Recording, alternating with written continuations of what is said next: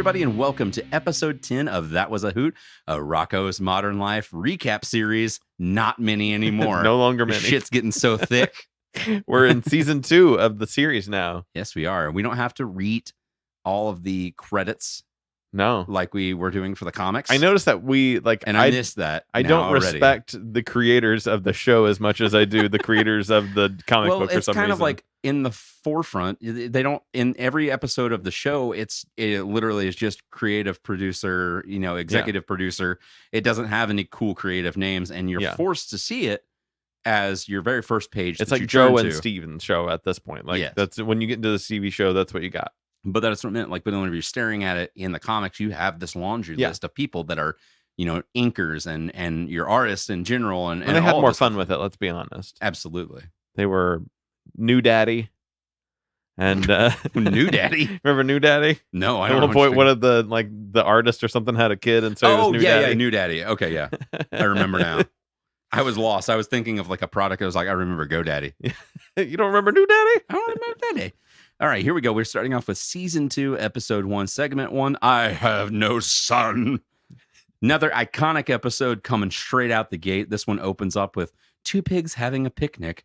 And then that's when we're introduced to the Fatheads for the first time. A very iconic character that would carry on not just throughout the remainder of the seasons of the show, but into Static Cling, a movie as well, which this whole character development that we have here of this new character that we're going to have introduced is the biggest reason of like Static Cling, I would say. Absolutely, yeah. That's the whole arc is just based around him. Yes, in a sense. Describe Fatheads. Like they look like they're warty triangles. Yeah, they are green. They are mold versions of Mr. and Mrs. Big Head. But they're not more like triangular. Creatures. Oh yeah, yeah. I mean that's the artist's representation. That's like how I think that's kind of how he envisions his mom and dad. Spoilers. Spoilers. Sorry. Hopefully you're watching along with us, so it's not that spoiler. What if they're watching like minute by minute as we watch it? Like they're just like, pause, God damn play, it, pause, God damn play. it. Yeah. All right. So the Fatheads land on top of the pigs that were having a lovely picnic. Then we go into an intro for the TV show, The Fatheads. It's very Ren and Stimpy-esque with the theme music that we get. The very iconic to me. And this is very more like you had written here, more itchy and scratchy. I agree with that. They like banging each other in the head. Like, yeah. Bye bye. What did they say in that? You remember on the itch of the it's words. I remember reading it. I don't remember that part. I just remember it's the itchy and scratchy show. I think that because it's like I always thought it was bye bye bye bye bye bye bye bye bye bye bye bye bye bye bye bye. I thought it was just like one saying bye. Yeah, I don't know, but it's like they're chasing each other. It's like you die, you die, you die, you die, you die, die, die, die, die, die, die. I think that's what it is, and I was not shocked in like how like gruesome is that, but like shocked and like, oh, there's actually words to this song. Yeah, I mean, like it's very par for the course though in that sense, because I mean they are literally like trying to kill each other the entire time. Like they're like Itchy will like, or Scratchy will like, or Itchy will throw like a bomb inside of Scratchy's mouth, and like you'll see a cat's head explode on TV. Exactly. I mean that's just the way it is. It's just how it works. Yeah. We zoom out to see Filbert watching the TV with the Fatheads on it. So we were just witnessing an opening to a show. The Fatheads is essentially like the biggest thing in this world. It's hot. Since really, really Big Man. It's Boba Fett. It is Boba Fett right now. Yeah. He's wearing a Fatheads t-shirt. He's got aren't they? Yeah. Whenever they eventually come in. Right? And then he's got his parking meter. Yeah, which is what they're hitting each other with. That's in the heads. Right. Yeah. And then a large fly toy next to him. Which is their pet. And he yells for Rocko that the show is starting. They have such weird catchphrases too as this show unfolds. I don't have any of them written down, but they've got like really weird shit that they say, and their voice is just so gross. Yeah, it's just very just. It is like, imagine if both characters. It sounds like it's just voiced by Ed, whoever voices Ed and Bev. Yeah, but they just like told him like just really guttural and gross, like you're a nasty person. Yeah, you know what I mean? Like it's just as disgusting as you can possibly think. They're like the big head versions of Boba Fett, of Jabba the Hutt. Yeah, they're like gross, sluggy, warty people. It's a only Cartman triangles, big head. like you said. Yeah, cartman big heads. I like that. So Rocko feeds Spunky some Hungry Mutts food, which is a dog food in a can that has what looks like at least one valve body part and an eyeball inside of it. So he's getting his proteins in for sure. At least you've got actual like liver and stuff parts in it. Yeah. Mm-hmm. Back on the show, we see the fatheads walking about the street with their pet fly. The guy, which we know is Edward Elisa Fathead, according to his wife. So it's Ed Fathead, is stopped by a Girl Scout, which he eats. And then his wife hits him over the head with one of those parking meters and then pulls the girl out of his mouth, along with a few other people that I guess Ed Fathead has eaten. So they have like a person that has like a weird face that almost looks like the Mad TV guy that they pull out of there. That's kind of like eventually becomes the announcer for the show.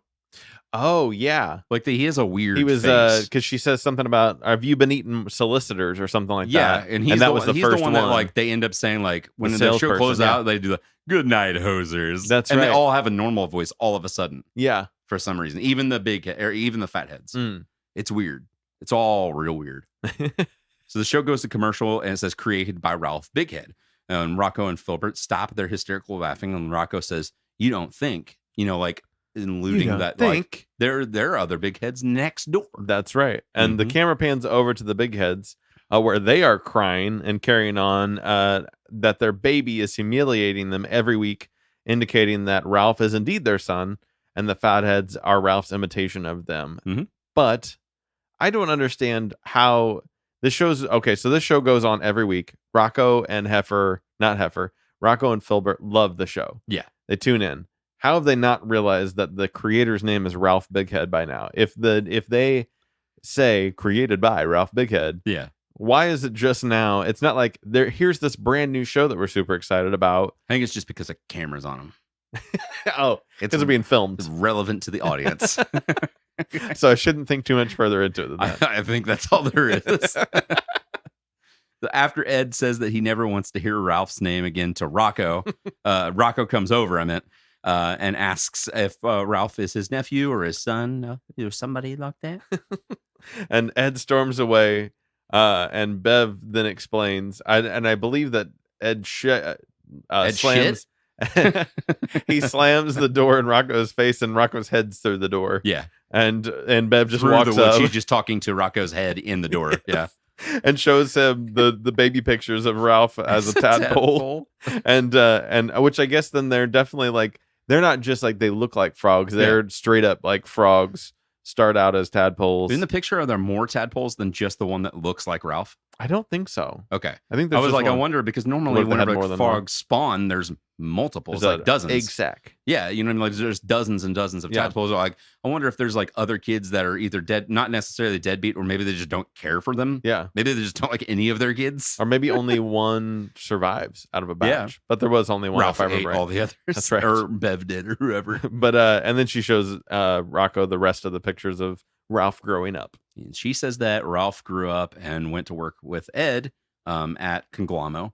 But then something terrible happens and she doesn't know what it was, but there is a picture of a donut that we see. Her like, and then something terrible happened and she like loses it, but then he's like, well, what was it? And she's like, I don't know. Yeah. She's like, there's a pause though, because she realizes like, I don't know. Yeah. And then that's like, she's like, that's almost like she starts bawling again, because she's like, you know what? There's the falling apart, but I really have no idea what's going on. Yes. So she asks Rocko to bring Ralphie home. And then she gives Rocko money and tells him to go to Hollywood.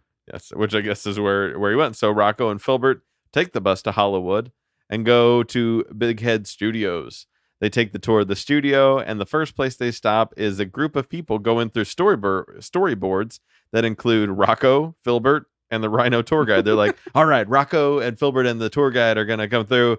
And then the tour guide says, oops, wrong show. So we're led to believe that we're storyboarding the current events of what is happening. That's right. In the episode. And also, I just want to point out the fact by Big that Head Studios. That's what I'm saying. I want to point out the fact that there is a Big Head Studios. This guy is famous enough and the show is big enough that he has his own fucking studio. Yeah. So, I mean, that's nothing to sneeze Tyler at. Perry level. Basically, he is the Tyler Perry of cartoons. Of cartoons. So we see the animation room where they're all drawing. There's a drawing of a telephone, and they are in art class. And Filbert taps on the glass, and the glass breaks. So I don't know if it's like tapping on the glass, like at a zoo. Yeah, but what if? So hear me out. If you were at a zoo and said, "Don't tap on the glass," yeah, and something like it was like there were consequences. I'm going to tell you, guaranteed 100% of the time that I've gone to a zoo, in St. Louis, yeah, and I've gone past and it says no knocking on the glass, no tapping on the glass. You always knock. Not me. No. Not me. I don't break rules like that. But somebody that is around me in the line of people that want to see this gorilla exhibit start knocking on the glass. Probably an adult. Because they're an asshole. Yes. Not even a small child. No. It's usually always an adult. They just want to do it because they're assholes and they don't understand that like that can really disturb their ecosystem and stuff like that. They don't have loud noises that disturb them. Right. They don't need to be freaking out on the glass and like running over to you. What if that glass did break?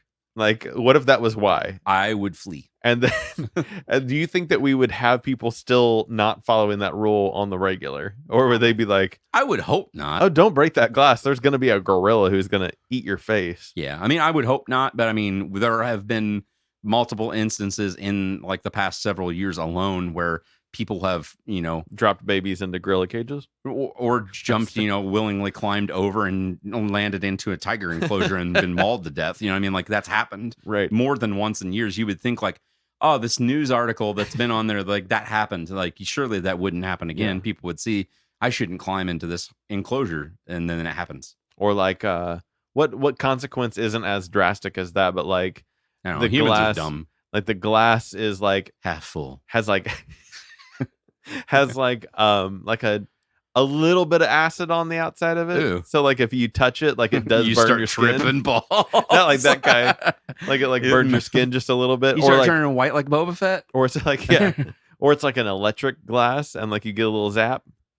I feel like there's a dance in there somewhere called electric glass that we need to make. I had a taser pulled on me today. What? Like a real one. Like somebody I knew at work had one, and he's like, "Why?" Some like taser. I don't know. Did he tase you, bro? No, but he did like light it up next to me, and it's a scary noise. The crap out of shit me. Is a scary noise. Never when you're right next to it. Never have I had one that close to me, and I did not like it. It's the I've had somebody turn on the baton, not just the actual gun. It sounds like it does on Batman Forever. Or not Batman Returns. Batman Returns. Yes. Yeah. When she no jumps joke. and she's yes. Yeah. Like that's like you're like that is an actual sound because that is what it is.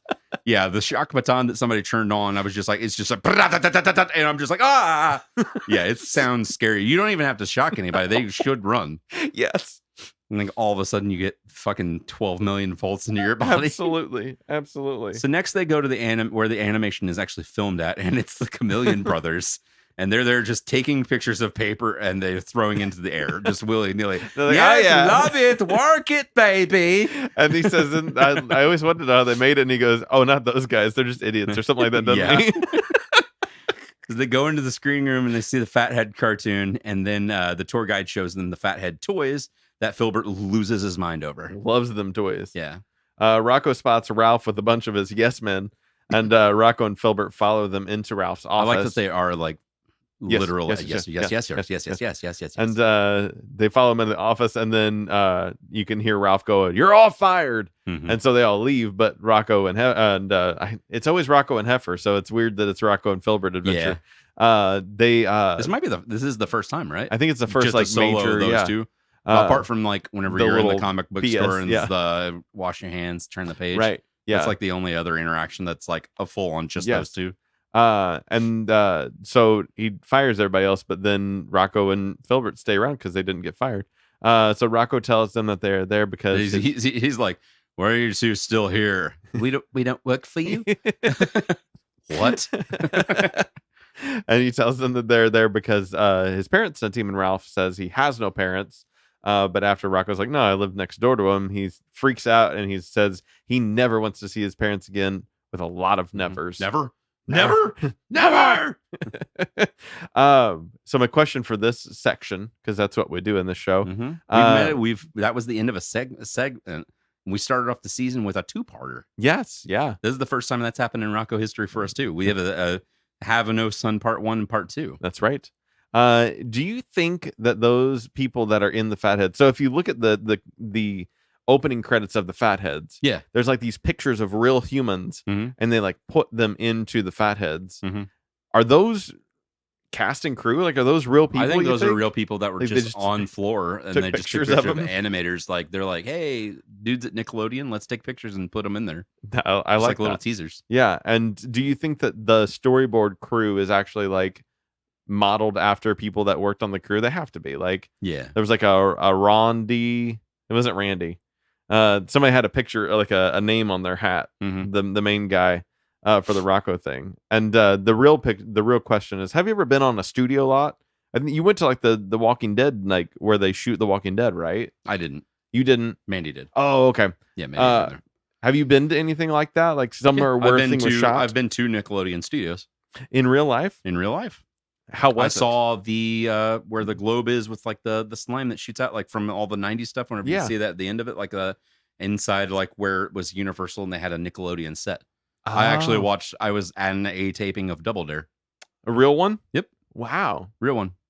I've been in one of those rooms, I think, because I think that's where they had the Blue Man Group was in one of those buildings. That was Nickelodeon Studios. Whatever you see the actual Nickelodeon Studios, and you see like the picture of what was like the orange and that the was green that and whole stuff building, like that and everything. That's where I went in. We toured the facilities, saw different places, and I saw a taping of Double Dare. And you saw Mark Summers. It wasn't Mark Summers' Double Dare. Oh, okay. This was after Post 2000. Okay. So yeah, nice. But yeah, I experienced that. It was a really good time. The tour was cool. I got to see a lot of different like gack fountains and different things. Like they have like a segment of the studio that's just like, here's how we make the gack. Not really like an actual factory, but they like a mock factory. But yeah, it was a really cool experience. But that's a studio lot I've actually been on. Okay. I like that. I did something like when I was a small child, and the Silver Dollar City in Branson. I've been to Silver Dollar City as well. They used to be paired up, oddly enough, with Nickelodeon for like a summer thing often. And it would be like, hey, we're going to have these like Nickelodeon characters. We're going to have the Rugrats, and we're going to have like Rocket Power or whatever it was. I don't remember. And they did like a different, like a Double Dare Light or a Kids Double Dare or something. Like, I don't think it was ever televised. Yeah. They just did like a little studio thing, but it was always cool. I think I did it a couple of times because I would go there on summers. And when I was Universal, we did it was a like of that was kind of like that was for Who Wants to Be a Millionaire. Oh, and I was in the studio audience for that too, and I watched it. It was a different host. I think that guy actually went on to host the show, maybe not currently, but like after Philbin. There was Philbin, and then there was a guy, and then there was a chick that did it, and now there's another guy that still does it because they still have new episodes that air. It's like it's more of like a daytime thing. Do they do the daily one now? Yeah. Is that like they did like what was the Howie Mandel show? The Deal or No Deal. Then they did a daily version of that too. Yeah, where it so wasn't. the prize was less. It was like $10,000 instead of. This one's still a millionaire. Oh, really? As far as that goes, it's still Who Wants to Be a Millionaire, but it questions. happens at like noon now or something like that. After and they after just call the it news. Millionaire. No, I think it's still Who Wants to Be a Millionaire. But this guy would go on to eventually take over the role of Philbin, but he was the one that was there that was hosting the thing at Universal. I don't know if that was like, hey, Philbin might need to step down. We need a guy to kind of fill in and start warming up his chops as a host and see how that goes. But yeah, I was experienced that. That was really cool because I actually got the button thing whenever they would poll the audience for like the person. Yeah. And you got to select what you think were it one was. of the phone and audience. I filmed the audience thing. I have a thing and got to hit A, B, C, or D on the little pad. So I got to experience that as well, I guess. Yes. Yeah. I like it. Section 2.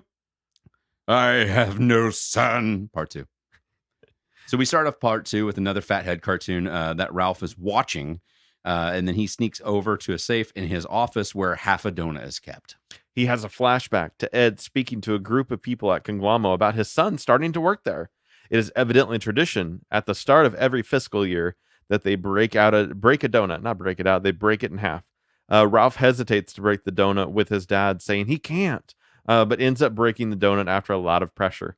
He gives a speech after and says that he doesn't want to work at Conglamo and is moving to Hollywood to become a cartoonist. So his first day. I love that the shock and awe of the audience whenever he says, "I want to be a cartoonist," and everybody's like, it's like the worst fucking job that you could possibly pick. Run out of the room and jump out of the windows. in which is a time when Ed says, "I have no son," to him, to his face at that point. It makes me feel like they put a little bit of themselves in this, like as the cartoonist for Rocko. Absolutely. Like maybe like my parents were like this whenever I said, I'm going to go and try and take my art to Hollywood and see if I can get my cartoon made on television. And they're just like, disgraced. No, you're a disgrace. You need to be part of, maybe this is them kind of like doing their own airing it out version. a little bit. Yeah, absolutely. Airing out some grievances. That's right. Now, Ed and Bev's 30th anniversary party, they've been married a long time. Rocko is helping serve food, which is live worms on a toothpick. Oh, Daves. And Old Toad mistakes Rocko for someone named Rosie. Really gross. This reminds me of the old woman from SpongeBob that's in the wheelchair that wants the chocolates. That's basically just bones. That's what I thought about, because it was like more of a relevant thing, I guess, in my mind, thinking about like that kind of an episode of a more modern show. Yeah. Mistakes him for Rosie. Starts dancing with him while Rocco's trying to tell Bev that Ralph isn't going to be coming home. But the message doesn't really get a clear relay because he's being spun around the room by the person that's trying to dance with him. And like gets thrown and then like brought back with the tongue and everything. Tongue. Yes. Ralph, it's like a gross tango. Yes. Ralph does end up showing up though and says that some beaver guy told him that Ed wanted him to come there, though Ed is not happy to see him. Ed and Ralph start to argue, but Bev just wants them to be together. And Ralph gives Ed back half the donut, then walks away. But Ed is touched that he actually kept the donut all of these years, meaning that it actually did mean something to him, and forgives him. He goes, "You cared about Congloma that much?" He's like, "No, I didn't care about Congloma. I cared about you." And Ed is also carrying his half of the donut, and then they put them together and they make up. And there's like a light. Hug all of a sudden. Next, Rocko, Filbert, Ed, and Bev are watching the new season premiere of the Fatheads together this time. And then they introduce some new characters. The next door neighbor, a beaver named Rollo, who's with jacked up teeth. Oh, don't like this, don't. Like your stereotypical Aussie accent. Yes. And later knocks on the door with his head. It have to be like he's a moron. Like he's mentally challenged is what you're led to believe. When he calls him Rollo, I just lose it. I don't like, this show isn't laugh out loud funny to me most of the time because it's a kid's cartoon and it has funny parts, but like you the legit fact that, laughed. Like it's so stupid. So Rocco is not amused at the new character as everyone else is, as you can imagine. And then that's kind of the end, except for we get a PS scene of Heifer finally shows up.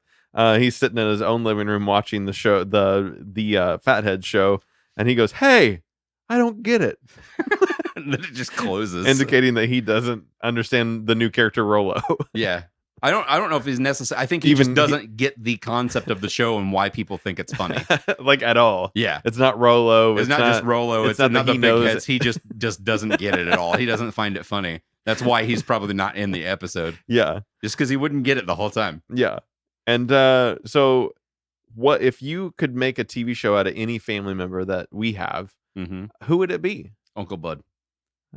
Really? Yeah. That's who you would go with? I would have made a TV show about him. It would have been like the life and times of a modern day Jabba the Hutt. Like, yeah. I mean, I think there would have been more to it. It could have been the slow slump of deterioration, watching like a comedy that slowly turns into almost a dramedy that turns into just a really sad final season. Did you ever in your head put him and Jabba the Hutt in the same boat? Like they were both big dudes that you could not understand. Always when he spoke to me, because it was just anytime that I saw him was always at a family get together of some kind, you know, whether it be we haven't had very many of them, but I seen him at a family reunion one time, and then any of our family holidays, which would be like Thanksgivings and stuff that we would have up at the restaurant and whatnot. Yeah. And anytime he was there, he was always already drunk because he started drinking. Jay told me at like 5 a.m. And wouldn't stop. Yeah. So it was just a constant state of being sloshed. Yeah. And that's when, like, every time I would experience him, he was already 12 hours into drinking. So why would he not sound like, you know, Jabba the Hutt? He was fluent, a bigger guy. Yeah. He's very Huttonese. Yeah. And his eyes kind of remind me of Jabba the Hutt a little bit. Because they're yellow, jaundice. Liver failure. And yeah, I guess you can get all that. The cool things that killed him inevitably. I never said they were cool. I just thought they were Jabba the Hutt. Like, Jabba's not cool, No, but he's. you don't think he's cool? Then why do they keep bringing Hutts up and back? There's 2 of them on the show now. I too would go with Uncle Bud? No. I guess not. I too. I would go with the restaurant itself. Yeah, like I would the characters. Would you call it something else? Not necessarily. You call it BJ's, but I mean, maybe you would do something different just to like not have it an exact copy of the real life thing. But the restaurant itself has so many characters. What kind of comedy would you do live in front of a studio audience? Comedy, more of like a Modern Family type of, like that kind of like Arrested Development type of comedy. Like as a mockumentary kind of. I guess. I mean, Arrested Development wasn't a mockumentary though. That's true. Yeah. But I meant like Modern Family and stuff. Those weren't like people like the mockumentary would be more like your Office, Parks and Rec stuff. Like they're talking to a camera at points. But they do it in Modern Family. Yeah, I mean, right? I guess to a certain extent, but that's not meant to be like they're doing a documentary of their family, though. Oh, I thought it was. I didn't think it was because like they like have their solo time with the camera kind of a thing. I thought maybe that's and maybe I'm getting them mixed up with a different show. I guess I don't know. Regardless, I mean, which one would you think? What would I go? Because like I equate the restaurant a lot to very similar to the restaurant in Roseanne. Oh yeah, like that to me, like the mother daughters, like Shameless, like it's just a shitty deadbeat family trying to run a restaurant and trying to get by. Like it's I kind of equate our family very much to a Roseanne-esque. Like who's Roseanne in our family? And our family, my mom. Your mom could definitely be the Roseanne of it. Yeah. And would that make like Aunt Randy, Aunt Jackie? Is my mom dead? Did she die from an opioid overdose? Like is if that's the case, is Aunt Randy, Aunt Jackie? Aunt like Randy's, she's the crazy. Aunt Randy's Dan. Some reason. Oh, but yeah, and I would go with the restaurant is the character. That's a good one, and everyone throughout it because there's so many wild things connected to the restaurant. Yeah, for sure. So yeah, I don't know. A lot of different characters and stuff that could dip in and out. One timers. You even just have one offs. What's like some of the people that like Blind Steve?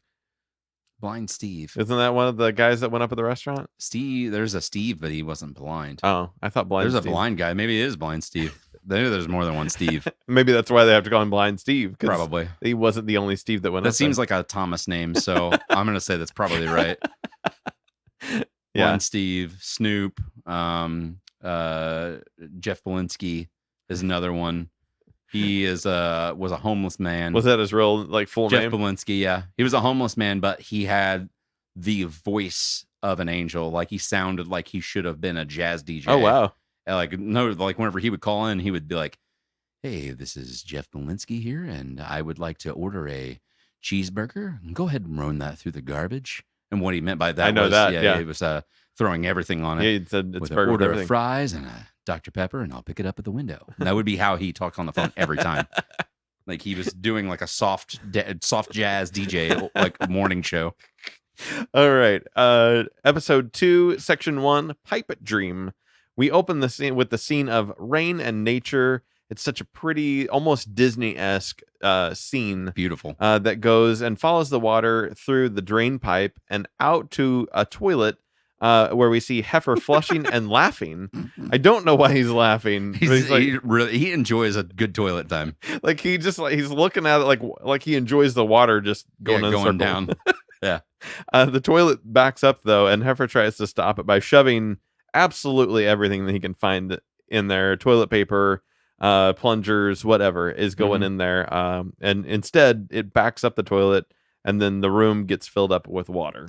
So Rocko is trying to get the bathroom. Also, this is at Rocko's house. Oh, yeah. FYI for people. So Heifer was doing that to Rocko's toilet, again, ruining his life. Yeah. So Rocko's trying to get into the bathroom, and water just goes everywhere, it's flooding his house, basically.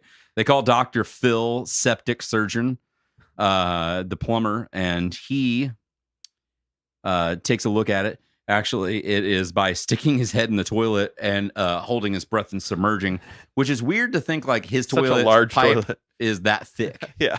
There's no reason it should get clogged if a man can fit his entire head in it. Looking around to see that he says the pooper's plugged. Your pooper's plugged. It's going to cost $300 to fix. Heifer says that he's unclogged many toilets in life that do not need a plumber, so the plumber leaves. He's like, I got this. Yeah.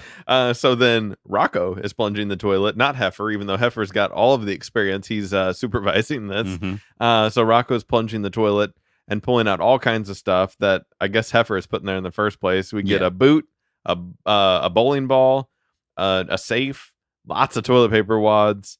And Rocko has some issues with the plunger and ends up at some point, like plunger's just sticking everywhere. He pulls off the entire wall of the bathroom. Rips the entire wall out. Yeah. So next they get the Snake-O-Matic to try that out. Just looks like a really overhauled toilet snake that I think doesn't it have like, am I remembering right? It's almost like anthropomorphic, like it has its own personality. Like it looks like a snake that is like going in, like made of metal. So the snake goes through many places in Rocko's house. Out the walls. Out the different walls, under the floor, out the side of the house, because they show like a shot of the outside of the house of it just shooting through the roof. And even goes all the way into the big head's toilet somehow through the pipes. While he was sitting on it, he gets goosed. Rocko and Heifer go into commercial mode, as I call it, and just start talking about a new product called Tropical Plumber. Mm-hmm. And they little fruits come out and they do a little song and dance. And we have this product already on hand and we're using it now. Yes, we got. Let's use Tropical Plumber. And they Plumber. And the little fruits are dancing. Oh, little fruits! It's little poots, but they smell better. Mm-hmm. And then Spunky just eats them, so then they're gone. So the Tropical Plumber did not work. Next, Rocko and Heifer use some sort of crazy steam power plunge thing on the toilet, which takes all of the dirt out from around and underneath the house. And then they discover that the reason that the pipe is clogged is that there is a giant goldfish stuck inside of the pipes. It's this is what happens when you flush a goldfish. Yeah, sometimes they grow giant. Your episode explains that. Goldfish is mad, and he said he's been down there for 3.5 years. Its name is Lolita. And Rocko flushed it thinking it was dead back then. Is it Lolita, like little girl in Mexican? I believe so. Turns out Lolita was just napping, though. Which means that Rocko thought that the goldfish was little and cute and a girl and was wrong about all things now. Lolita continues to rant all through the night, though. He's just berating Rocko and Heifer. Rocko's trying to sleep in his bed and just screaming. Along with Heifer and Spunky all in the same bed. That's weird. It's a weird kind of sleepover. Yeah. So when they wake up, the whole neighborhood is yelling and throwing things at the goldfish from around the perimeter of what is now exploded dirt. And there's like wooden planks that go from the house to the so that way they can come in to and fro from there. As the crowd gets restless, Dr. Phil shows back up to save the day.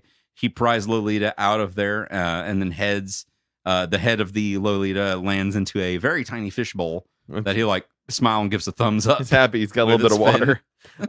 He doesn't charge anything. Dr. Phil doesn't for the fix. Do you think Dr. Phil knew it was a giant goldfish the entire time? Like, could he see it through when he looked in there? I think he could see it and realize that he could fix it, but then they were just he probably knew the whole time. Yeah.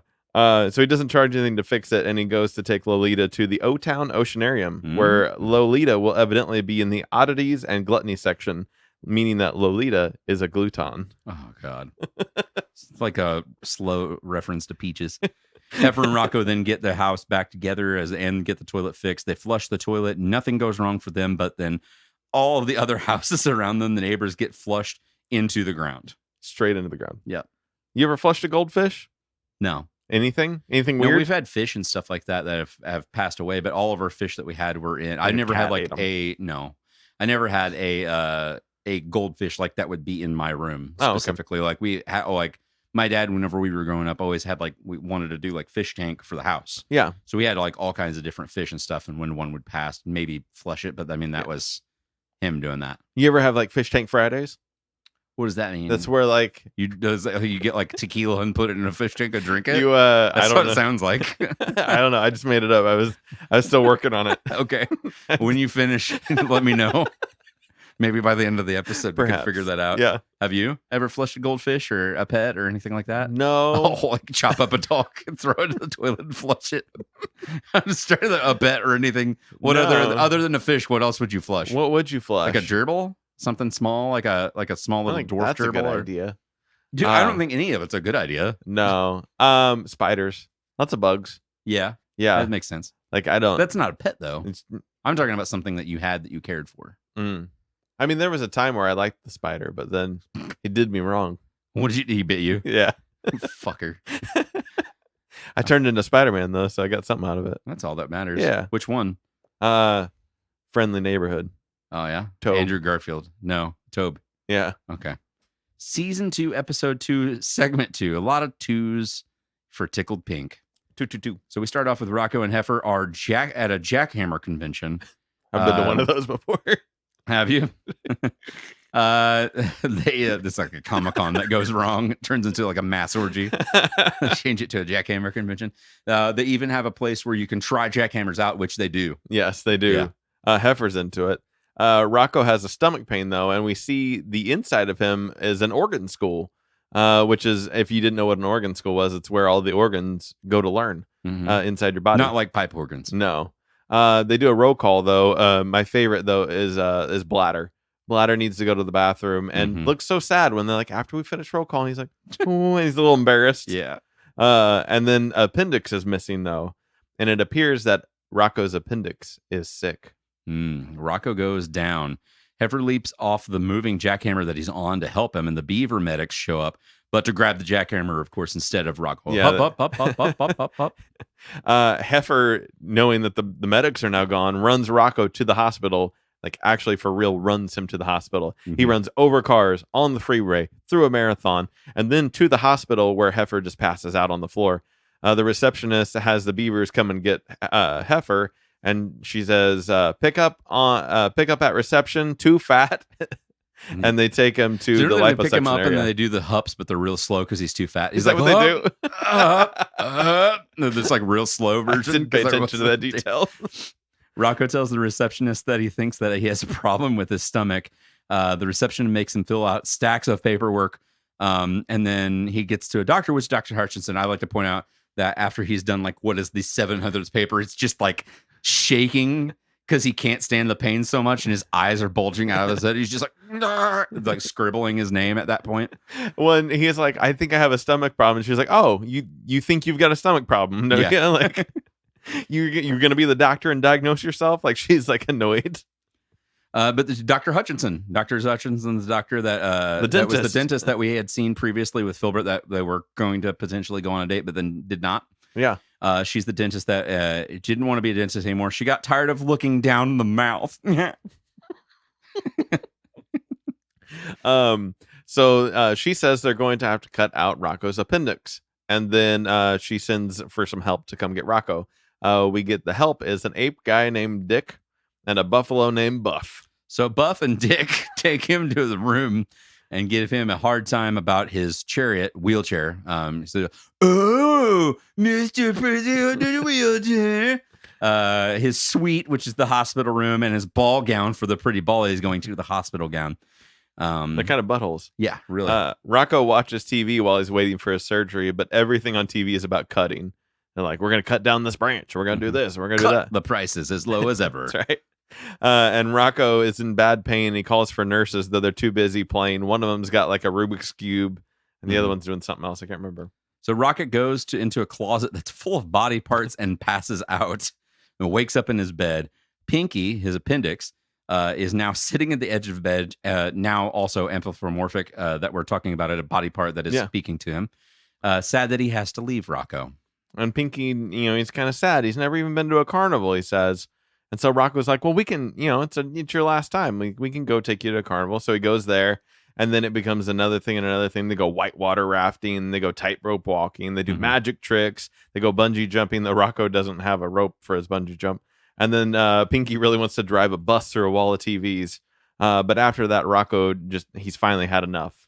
So Pinky says that it's time for him to go. And then Rocko wakes up to Dr. Hutchinson telling him that it's all over and that his appendix is gone. So this all was just kind of like a fever dream, I guess, of sorts whenever he was under anesthesia. And then passed out, brought to, and then everything. Absolutely. But it's kind of a bittersweet little dream. Yeah. I guess. So Rocko takes his appendix in a jar home and buries it in the backyard. He's visited by Pinky's angel, who is now with Rocko's baby teeth and his tonsils. And he says he's fine and that they're going to go now. So after that is done, a very thin heifer, and when you see thin, you mean very pencil thin, who is still wearing his suspenders and everything that is the same size. So you see like boxers underneath, sticking out. Walks up to Rocko and tells him that Rocko had to do it. They had to do an emergency liposuction on him. His fat angel is with him, and whenever I mean say fat angel, I mean like his like goopy goo fat. But the fat is mad that he didn't get to go to some kind of a carnival like Pinky did. Like somehow, how do these body parts know what is going on in another person's dream? You know what I mean? So the fat flies away. He's like, jerk, as he flies away. Kind of sounds like the same voice that they used for the toad from the very first episode. Heifer says it's better that the body parts move on, though, because he's got some toenail clippings that have been haunting him for years. So fucking weird. And so I got a couple questions for you on this episode. One, have you ever been in close proximity to a jackhammer? Yeah. Have you? Yeah. Have you got to run one? No, never ran one. Close proximity there was one at a construction zone, probably the most recent one that I could think of. That was in Philadelphia when we were going to the Philly Comic Con in 2016. There was one in a construction zone that we were walking past whenever we were walking to the convention center from our Airbnb we were at. And it was kind of on the opposite side of the construction zone, but reverberation from between two buildings and echoing out like in between everywhere else. Yeah. And those city streets are so narrow. It was loud as fuck, man. Oh, I bet. But yeah, that was the closest proximity I've probably ever been to one. It surprised me that they still let a human operate one. Like for like the body damage and the hearing damage alone, like it's just got to be rough. I think for all extensive purposes, they have the Jackhammer bits and body parts that they put on like small cats now. Absolutely. Not like an animal cat, but a bulldozer. Yeah, I knew what you meant. I'm glad you specified for the audience. I just want to make sure that they knew what I meant. That would be horrible. Can you imagine like a tiny little kitty doing that? But yeah, like they'll put it on like a little bulldozer bit and they use that to break up most of it anymore. But I would assume that for practicality's sakes, for small little bits and pieces, they probably have to get in there. That makes sense. It's kind of like using a little fine tooth comb to get out the little bits, you know what I mean? Absolutely. That's the closest ever. What about you? Have you ever been to a close one? No, I don't. And I don't think I want not to. Operated one. I do probably have to have a license for that. If I did, I would definitely bring in earplugs at least, or noise cancelers. All kinds. They'd be layering it up. What was your other question? Do you still have all your body parts? Have you ever had like an appendix out or a tonsil or? Nope. I never had any of that stuff. I guess the most body part I've lost was whenever I got in that go-kart accident and I lost all the skin on my neck. I thought it really was a golf cart accident. Go-kart. Had a mean golf cart accident. No scars or anything, but I had no skin left. I mean, that was probably like the most amount of thing I've lost. Gotcha. Yeah, teeth and fingernails. Yeah. I guess that too. But that's it. Like nothing that you're not supposed to lose. Do you bite your fingernails? No. I'm bad about that sometimes. It's a dirty habit. It is a dirty habit. You know what they say? Podcast day is a very dangerous day, but in Rocko's voice. This has been an IFNZ production. Yeah.